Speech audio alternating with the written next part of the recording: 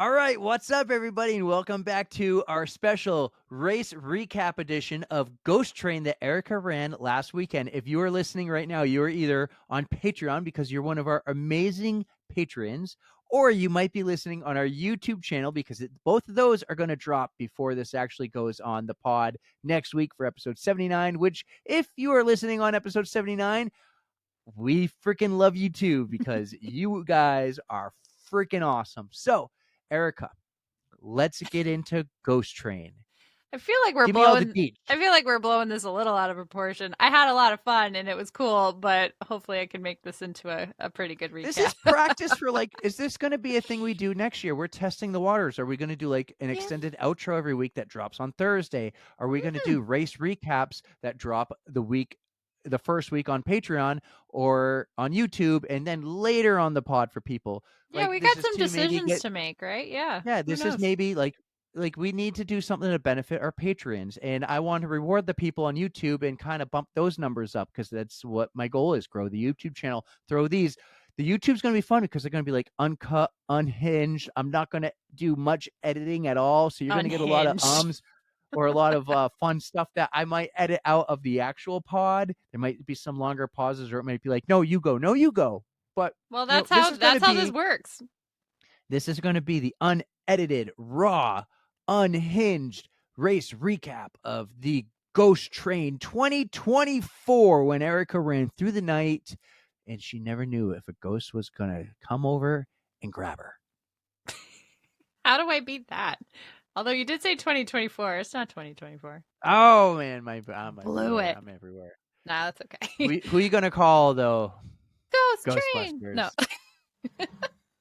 So yeah, you guys. I just got off the other day doing. Well, nope, I don't like that. I was gonna say See I what got I off the mean, guys, train. on YouTube? No, got off the train. So you guys know I ran Yeti the last weekend of September. So this is just 2 weeks post Yeti, and me being the super smart kid I am, I had signed up for the Ghost Train Haunted Sunset 30 miler. So if you're familiar with Ghost Train at all, it's kind of cool. You start Which that's like a 5K for you, right? You run hundreds now, so it's a 30 God mile or damn a it. 5K? Am I like I'm pumping myself up too much? This was not easy by any means. Like the miles count. They definitely count. But this went from like the Hollis Brookline area all the way into Milford. So I guess one pass is 7.5 miles. So like a full lap would be 15. And so I had to do 2 full laps of this thing, and it was kind of on the technical side. Like me being wicked smart, just getting used to trails, I pick a race in the dark with roots and rocks and stuff. So there's where I'm at with with this race. But I get there on before I even get there on Saturday afternoon, I got rear-ended in my car. Are Some we finally lady. gonna get you a new car? Your car's like ancient. Are we getting a I new love my car? car. No, there was no damage, but I was literally 2 minutes away from getting to the race. I was That's a stopped at the shame. bottom of a hill waiting to turn, and some lady just tapped me. She had a They Jeep, and say I it was like, always "What?" happens. Yeah, they say it always happens in the first mile or the last mile of your drive. Literally, that I was two Yeah, minutes away. I was like, "Are you kidding yeah. me?" Like, I got out, there was really no damage. I think just her like bumper made a little mark on mine, but Guys, it was her nothing car else. is so old, she has to roll her windows down. A lot of people don't know what that is. That's not true. Although this lady did break my backup camera. Like it has been kind of on the fritz for a while, and it kind of like jolted it back out so it doesn't work anymore. But I'm Tell like, everybody what you drive. "Ugh, I have a Nissan Altima Coupe, and it is my favorite thing. They don't make that What anymore, year? so a 2010. But I bought it in 2011, Oh, so it's it's newer than kicking. I thought. Is Okay. it? What? How old Okay. did you think it was? It's I was beautiful. I thinking love like that car. '06, '07. No, no, no. I would have caved it by now, but So yeah, you're that gonna was a cave in the next couple of years. yes. I will be getting a new car in the next couple of years, but that's besides the I point. just to stick on the cars. Um next summer I think I'll be purchasing a new car. For I your am truck? debating between a Toyota Tundra or a Toyota Corolla. Those are very different vehicles. I feel They like you are. gotta stick with the Tundra, the If I trucks, right? buy the Corolla, I'm keeping my Tacoma. Hey, that rhymes. Oh, okay. Well, that's better. Yep. You always want to have the truck with Yep. the Or bed and maybe a stuff. Prius. I might splurge and get the Prius, the Hmm. new Prius. It looks sexy. Okay. Nice Yeah. hybrid. But anyways, this is your recap, not my debate about It's what just us cars we're shooting gonna the buy. shit again. This So is you not going to got be 15 rear-ended. minutes. You got Yeah. rear-ended. Did you file a police report?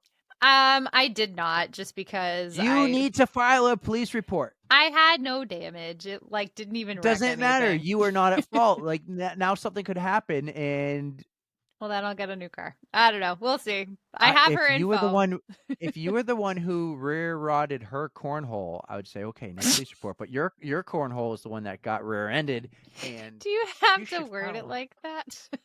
What word should I use? A poop scoop? I don't even know. I just got really tired all of a sudden. This is gonna be interesting. So you But got rear-ended, yep. So not in the fun kind of way. it's no, I guess not. Oh man. But yeah, I'm on the way to the race. It's so this race started at 6 p.m. This is like we're getting into anchor down territory where it's like a night race, and although I was finished before the sun rose again, which was nice. But for those night races, it's always so weird. Like I never know what to really do. Like I slept in, like what do I eat all day? So these races are always a learning experience, and there's always room for mistakes. So mistake number one, you ready? I ate an entire box of macaroni and cheese for lunch. So just keep that in the back of your mind, okay? My belly's Can I full of tell you? macaroni and cheese. Can I tell you? Ashley ate mac and cheese hours before giving birth to Adeline, and that was a mistake. Oh God, that sounds a little more painful than what I went through. So I'll give her the credit. But yeah, so I had macaroni and cheese, and I was like, yeah, this is great. Usually the day before a race, so why not on race day? Like only 5 hours before I have to go for a 30-mile run. That's a great idea. But I did learn some things from Yeti. I watched these videos and I taped my feet up with KT tape so well that I had no foot problems that whole time. It was excellent. And I did buy gaiters. Seriously, that one of the best purchases I've made. Like it was so good. So I was at least like the bottom half of me was ready to go run. Everything else was kind of in the air because this was only the second run I had done since Yeti. And the first one was just like a 20-minute Peloton run just to see if I could do it without hurting. Shout out Bex. Yes, it was a Bex class actually. so, so yeah, I was a little like, how is this gonna go? I wasn't totally confident going into it, but I get to Milford. I'm going to pick up my bib, and like right in front of the table is our two girls, and Leslie and Emily are their names, and they actually found us last year because of our Wait, we hamster met wheel them. recap. Yeah, hamster wheel. We didn't I don't think we actually met them officially, but they reached out through Instagram saying that they found like the recap, and like they had the same experience as me pretty much with like the itchy feet, and like I mean they did way better than I did, but yeah, it was kind of fun that I actually got to meet them. So I spent the time talking to them before we started, Now, and were oh they god. like? Did they recognize you and say this is Erika from On the Runs? Or yeah, so it was the They knew podcast. me. They said, "Hey, you're Erica," and she's like, "I'm Leslie. This is Emily." And I was like, "Oh my god, yes! I see you guys on Instagram all the time." So it was nice to put the names to the faces and actually get to chat. So, the beginning of the race Love went it. fine. They were so nice that they let me stick with them because they run together all the time. They run like the New Boston Rail Trail all the time, and I just kind of like tucked in behind them and we just chatted and we had a total blast. I had a like we were taking pictures and just talking about anything and everything. And it went fine the first pass down to where Hollis, yeah. And then on the way back there's an aid station at some power lines that's like halfway between. And Emily had to use the toilets, and I grabbed myself an oatmeal cream pie, and I was like, "This is a great little snack." Like here I am drinking sodas, like because that's how ultra running works. You eat snacks and you drink soda, and it's like total garbage going into your system. I literally make it maybe a half a mile away from that aid station towards Milford, and I start getting like the worst cramps. I was like, "Oh no, this is going to be pretty bad." Like I was like running a little slower, like had to do a little clench, if you will. I was like, "This is bad. Oh no." So I'm just counting the miles until I can actually get to the aid station, and lo and behold, I fall down again. I fucking eat shit. You clumsy thing. I am not good at trail running, you guys. Like I just But at can't. least I you don't know. embrace it now. You used to be a gigantic bleep about it. True. But honestly, this one kind of felt like there were just so many pine needles. Like it was like falling onto a pillow. Like it nothing hurt. But I got real worried because I literally thought I pulled a U when you were in your truck and you reached over and you a little came out. I was like, "Oh my god, did I shit myself?" Like I like kind of kept it in, and then I was like, "All right, I can still keep up with them for a little while." And we get to the checkpoint, and so you have to run through timing mats, and then like the aid station's right there, and then the bank of toilets was like down a driveway. Like it was kind of far away. It was maybe like I don't know, it was far enough away, but I just go running right by the aid station up to the toilets, and they're like, "You know that you go back to the course this way," and I'm like, "I know, I gotta go, I gotta go to the bathroom." So literally, it like unleashed. I had such an upset stomach at that point, but I think I was like, I got it all out. I'm feeling good, ready to go out for the next lap. So I'm still sticking with Emily and Leslie, and then I was like, you guys should just go. I need to walk for a little bit. It was Yes. coming again. I was like, oh no. It's just such an uncomfortable, like, situation. Like, I did have tissues with me if need be, but I was like determined to make it to the next, like, the aid station in the middle again. And let me tell you, I'm glad I did because it was probably the most fun porta potty experience I've ever had. I, this is so weird, but Wait. I will. Say that again? It was the most fun porta potty experience I've ever had. So these guys were such a blast. So what they did, you know those like the Christmas lights that you set in front of your house and it just shines all over your house? They had one of those set up over the bank of porta potties. They're bumping music, and you go in, and what's really nice about their porta potties, it had like a motion sensor light on top, so you didn't have to use like a headlamp or anything. So like it lights up. And then this race is sponsored by, I think it's Aileen Candles. They had freaking scented candles lit in there. I was like, this is like the most magical experience. This So is like the reel I sent you and a few people the other day with the button in the bathroom. it pretty much was. But so I had to do a little, if you remember from my Yeti recap, they had Eric Brumbelow was the one Yeah. who did the bathroom selfie. I did myself like a Brumbelow.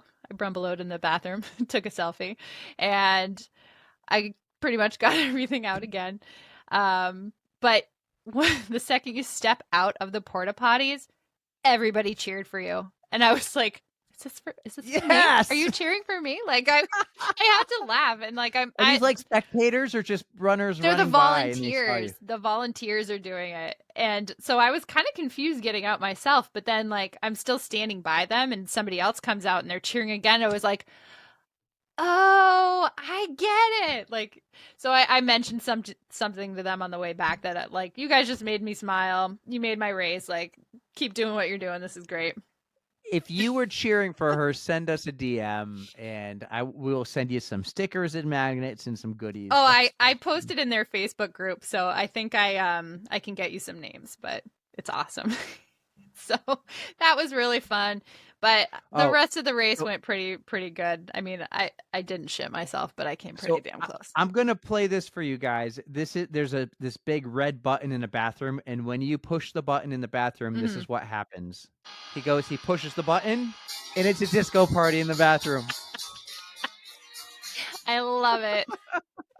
I mean, it was kind of like that. I think they were playing Beastie Boys when I was in there. So I was like, all right, I can get over it. I can get on with Almost this. 80 episodes. We're finally getting like an epic code brown from Erika Oh Hamill. my God. I mean, I literally, those were the two worst spots. Like it was mile 15 and then mile 19. I was like, if I don't get to a toilet soon, bad things will happen to me. But the rest of the race went fine. I only fell that one time. This might actually be a really short recap.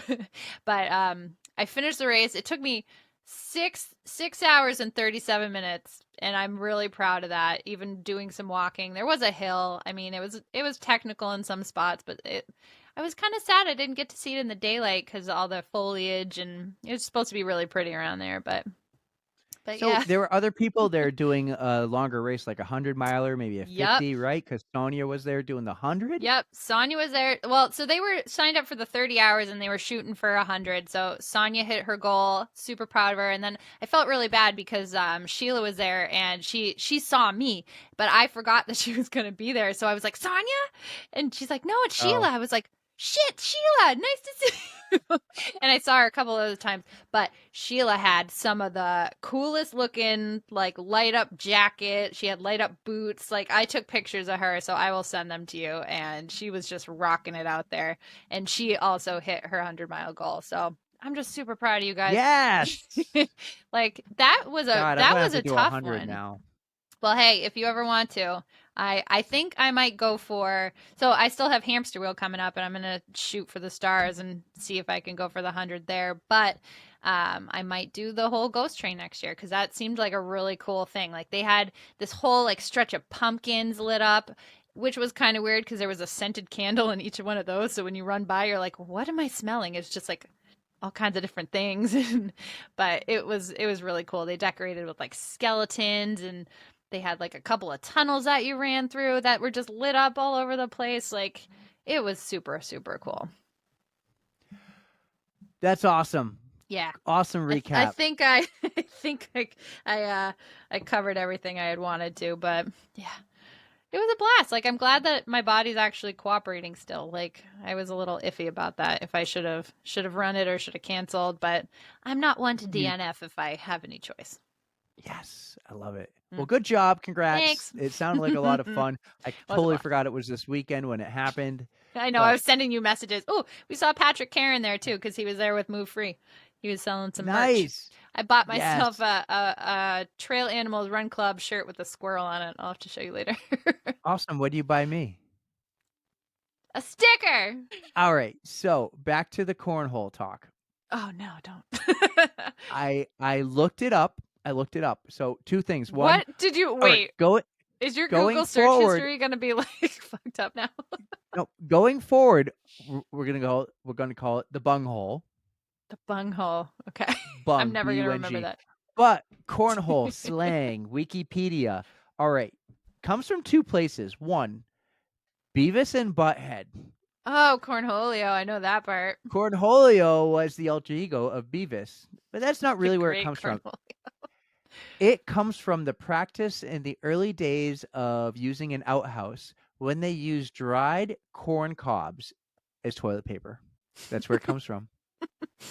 Looked it up. Ah, Google knows. Wikipedia knows. that can't Um, be. That can't be good for your bunghole. No, no, I don't think so. oh God, I'm reading more and now I'm upset I said it in episode 78. Wait, why? Maybe I'll bleep them out. Wait, what? Oh, no, it's not that bad. Sometimes cornhole is a sexual slang for the anus. The term came to the use in the 1910s in the United States. It's verb from to cornhole, which came into the use in the 1930s, means to have anal sex. You could bleep it out. Funny story though about bunghole. I remember being in high school and we were on a field trip to Salem, Mass to do like all the witch museums and stuff. And we drove by a place called Bunghole Liquors, like a liquor store. And it still makes me laugh to this day. Like, I just remember being like 16, 17 and like lose my shit on a bus. Did you know that Cornholio became the inspiration for a cocktail called the Flaming Cornholio? I can't say that I did. Beavis's catchphrase was, "I'm the great Cornholio. All I I need remember TP is for my bunghole." he like has his like shirt up and he does like this. I don't know. It's been a long time since I've seen that show. The last thing we're going to leave you guys with is go check out Dude Wipe's Instagram page. I'm gonna do that What- myself. All right. Hey, great recap. We kept it 20 minutes. I mean, the first 21 half was here, the but eventful half. The rest of it was fine. So I'm glad I could keep it kind of short. awesome. All right. If you were listening on our Patreon, thank you. And if you're listening on YouTube, thank you. And if you're listening on our RSS feed in episode 79, thank you. We love you. And don't forget to Back stretch. back to the show.